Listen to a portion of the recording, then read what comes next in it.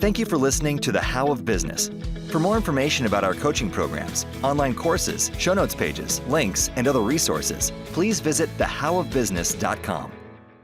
Welcome to this episode of The How of Business. My name is Henry Lopez, and my guest today is Charles Duhigg. Charles, welcome to the show. Thanks for having me.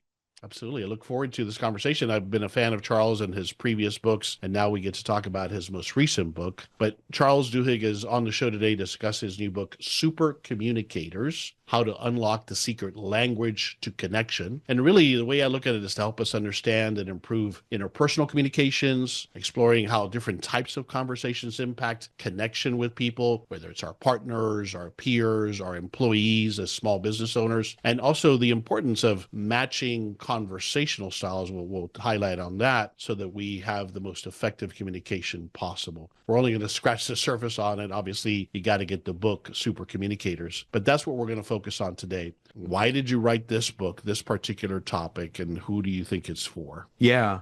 So I think this book is for anyone who has to have important conversations or meaningful conversations, right? Which is absolutely anyone who's in a relationship or has a family, but equally and most importantly, people who are in business. Yeah. Whether you're a business owner, whether you're a manager, whether you're someone who has to be able to communicate with your coworkers. What we know is that communication is Homo sapiens' superpower. Right? Communication is the thing that puts us above all the other species and allows us to form villages and towns and then cities and invent fire and build aircraft carriers. And so our brains have evolved to be very, very good at communication. But actualizing that skill at communication, and communication is just a set of skills. Being a super communicator is just a set of simple skills that anyone can learn. Doing that makes a huge difference in our success. You know, if you ask people about Fortune 500 CEOs, what sets the CEO out against all the other people who are competing for that task? They're most often going to say communication. Like, this is a person who can communicate well, because, and everyone knows this who's listening, your job as a leader is often to communicate. It's just to get everyone rowing in the same direction and get them motivated. And so that's who the book is for. The book is for people who have conversations, meaningful conversations, and they want to make those conversations better and more impactful. The way I got into writing this book was that about 3 years ago, I fell into this bad pattern with my wife where I would come home from work and I'd start complaining about my day, like my boss doesn't understand me or appreciate me, and my coworkers don't see what a genius I am. And my wife very practically listened to me whine for a little while, and then she said, "Look, why don't you just take your boss out to lunch and you guys can get to know each other a little bit better?" It's good advice, but instead of being able to hear that advice, I got even more upset. And I started saying, why aren't you supporting me? You're supposed to be outraged on my behalf. I want your empathy. And then she got upset because I was attacking her for giving me good advice. And I think anyone in a relationship knows this pattern, right? This happens all the time. It happens at work where our employees bring a problem to us and we try and solve it. And then we're confused why they are upset with our solution. And so I went to these researchers and I said to them, look, I'm supposed to be a professional communicator. Tell me why this isn't working. And what they said was, well, we're really glad you showed up because we are living right now through a golden age of understanding communication, right? Because of advances in neural imaging and data collection, we can actually see what happens inside someone's brain as they have a conversation. And I'm sorry, who did you go to for this? These are neuroscientists. These are neuroscientists for those. Why? Just because you knew people that were doing this kind of research? Or how did you end up? Well, no, because I had this problem. I mean, most of my books start with me trying to figure out why I'm doing something wrong. And so it says, you go to the smart people who are looking at this. Exactly. But actually, when we have that discussion, we are having multiple kinds of conversations, right? And these conversations, they tend to fall into one of three buckets. There's these practical conversations where we're discussing making plans or solving problems. But then there's emotional conversations where I might tell you what I'm feeling, and I don't want you to solve my feelings. I want you to empathize. And then finally, there's social conversations, which is about how we relate to each other in society, the identities that are important to us. And what they said is, if all those different kinds of conversations are equally legitimate, but if two different people are having different kinds of conversations at the same moment, if I'm having an emotional conversation and you're having a practical conversation, we won't be able to hear each other fully. We won't feel connected to each other.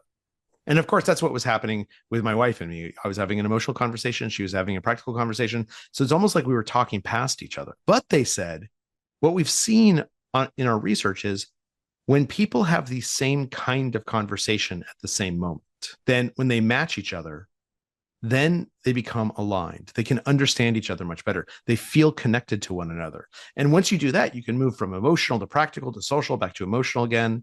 But as long as you're moving together, then the conversation will be really productive for you. All right. So related to this, you also talk about in the book, how do you hear emotions no one says out loud? So this is part of what we're talking about here, but tell me a little bit more about that concept, if you would. Yeah. One of the things that we know is that there's a lot of non-verbal communication, and some of it is verbal. So non-verbal is a little bit of a misnomer. It's actually non-comprehensive communication. So the gestures that someone uses, the expressions on their face, the noises that they make while you're speaking to them, like, or, oh, that's interesting, right? All of these are signals as to what is going on and what they're trying to communicate to us. And the problem is that it's so easy to focus on someone's words. It's so easy. Words are so clear. They're so easy to use that oftentimes we can forget to pay attention to the rest of a person, right? And yet this nonverbal communication is really, really important. And what is important about it is that if my words are different from my nonverbal communication, if you come up and my arms are crossed and I'm looking really like upset and you say, what's wrong? And I say, oh, there's nothing wrong. I'm fine. If you don't know how to respond to my body language, you don't know how to show me that you're listening to me. And one of the ways that we know that's easiest to respond to someone's body language to show that we're listening is, again, the matching principle. It's to match their affect and their energy. So if you come upon someone who's really upset, their affect is upset, and their energy is high, they're like yelling, that's someone who's probably angry.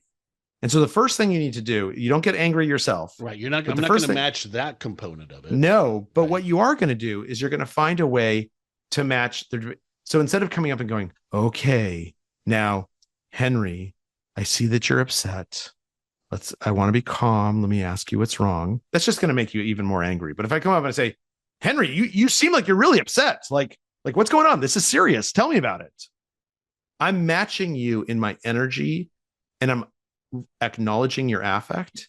And that's going to make it much, much more effective for us. Instead of potentially insulting me and really what it highlights is, Henry, you've lost control, and I'm highlighting that for you here. In other words, yeah, but I'm also joining you. That you're also joining me in this frustration or whatever it might be, right? So I'm showing you, acknowledging that feeling that I'm feeling and expressing and showing you. Yes, that's exactly right. And I'm showing you that I'm listening, and I'm showing you that it's important what you're saying. And at the core of that is actually sales, right? When I'm a CIA recruiter, I'm in sales. When I'm writing a TV show and I want the audience to like my TV show, I'm in sales. And so what do we know about what works in sales? Oftentimes, the thing about sales is that we have to ask those questions, right? We have to ask the questions to figure out what someone cares about. And then we have to show them that we're listening. We have to prove we're listening by looping for understanding. And we have to match them. We have to say, look, your problem is a problem that I really understand. Like, I understand how frustrated you are. Let's talk about how frustrating that is. And then, do I have your permission to propose some solutions? Which, of course, happen to be the thing that I'm selling. So I think in sales, these same principles, they're not only true there, they're actually critical there. The difference between the greatest salespeople and the non-greatest salespeople is that the greatest salespeople, they tend to form a connection with the client. They tend to make the client feel like they're really listened to, like this person has heard their concerns and has sort of entered their head and seen it from their perspective. They feel like they are connected to the salesperson. And these tactics that we've talked about, these are the building blocks of connection. When we do these things, ask deep questions, match the kind of conversation that's occurring, prove that we're listening through things like looping for understanding, what we're really doing is we're saying, I want to connect with you. And when people see that, when they hear that, I want to connect with you, they're often willing to connect with us back. When we invest in other people, in connecting with other people, we actually make ourselves healthier and happier and more successful. Being lonely, the Surgeon General has said, is the equivalent of smoking 15 cigarettes a day. It's amazing. So how do we do that? Well, oftentimes we do it through conversations, right? We connect with people by having a conversation with them. And so the thing I hope people carry away is, if you have some friend or person you like and you haven't talked to them in a year and a half, send them a note and say, hey, can we jump on the phone for 15 minutes? I just want to catch up with you. I promise you that you will walk away from that feeling closer to that person, feeling better about yourself, maybe learning something that helps you in business that you didn't know and wouldn't have heard of otherwise. And most importantly, it gives our life meaning. So I hope that's something, and I hope that the tools we've talked about today makes that conversation a little bit easier to have. Thank you for listening to The How of Business. For more information about our coaching programs, online courses, show notes pages, links, and other resources, please visit thehowofbusiness.com.